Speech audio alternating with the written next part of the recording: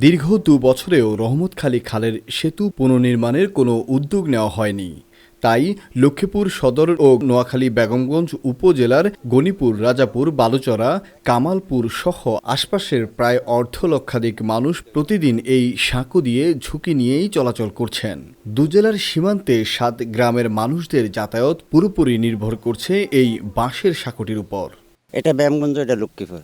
তখন এখানে আগে গাড়ির যাতায়াত ছিল, এখন কোনো গাড়ির যাতায়াত, মানুষে পায়ে হাঁটে যাতায়াত করতেছে। এই ব্রিজের কারণে আমরা এদিকে যাইতে পারি না, বাংলাদেশে যাইতে পারি না, এদিকে তো যাইতে পারি না, যাইতে পারি না। বাঁশ হরাই দিলে, কাম করে দিলে না আমরা যাইতে পারি। গাড়িগুলো তো আসা যাওয়া না, যে এখান থেকে আসে, এখান থেকে তো ছোটো বাচ্চালে যাইতে পারি না, কোনো অসুস্থ রোগলে যাওয়া মুশকিল হয়ে যায়।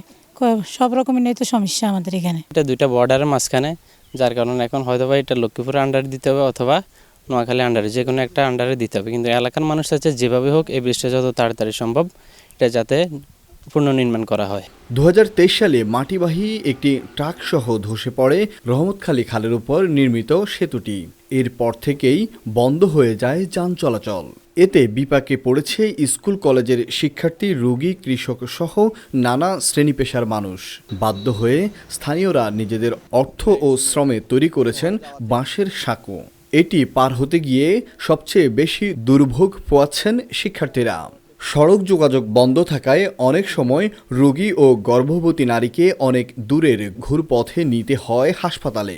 এখানে বালেশ্বরা স্কুল আছে, ইব্রাহিমিয়া বহুমুখী উচ্চ বিদ্যালয় আছে, এই প্রাইমারি স্কুল আছে এবং মাদ্রাসা আছে।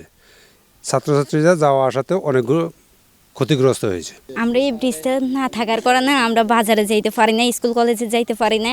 এখান থেকে আমাদেরকে রিক্সায় করে আনে ওইখানে নামাই দেওয়া হয়, তো আমরা ওই পাশে যাইতে অনেক কষ্ট হয়। আমরা শহর থেকে বিচ্ছিন্ন হয়ে গেছি। আমরা সরকারের কাছে অনুরোধ জানাচ্ছি যে এইগুলো যেন তাড়াতাড়ি ঠিক করে দেওয়া হয়। অনেক সময় বাস থাকে না, অথবা ধরার জন্য জায়গা থাকে না, অনেক সময় নিচু হয়ে যায় সাইকেল, অনেক সময় চাকা বাসের ভিতরে পড়ে যায়। এই ব্রিজ দিয়ে হাঁটতে আমার খুব সমস্যা হয়। এখন বাঁশ দিয়ে করা আছে, আমরা তো মনে করি এর জন্য প্রচেষ্টা ছাড়া যেতেছে প্রতি বছর। বাঁশ দিয়ে আমরা আর কদিন চলবো? আমরা অনেক কষ্ট পাইতেছি এই ব্রিজে, এতে ২-৩ বছর পর্যন্ত ছেলে মেলে যাইতে পারি না, ডাক্তার কাছে যাইতে পারি না, কোনো বাজার সাজায় নিতে পারি না, যাতায়াত করতে পারি না, কষ্ট হইতে আছে, ভয়ে আতঙ্ক থাকতে হয়। বিপদ আপদে তাড়াহুড়া করে যাইতে পারি না এই ব্রিজের কারণে। লক্ষ্মীপুর সদর উপজেলা প্রকৌশলী কাজী কামরুল ইসলাম বলেন, এরই মধ্যে একটি বিশেষ প্রকল্পের মাধ্যমে ৭০ মিটারের এই ব্রিজটি পাশ হয়েছে। আশা করছি চলতি অর্থ বছরে ব্রিজটির কাজ শুরু হবে। ইতিমধ্যে আমাদের একটি প্রকল্পের মাধ্যমে ব্রিজটি পাশ হয়েছে, এটা আমাদের জন্য সুখবর, আলহামদুলিল্লাহ। প্রকল্পটির শর্ট নেম হচ্ছে বিএস্ট্রং।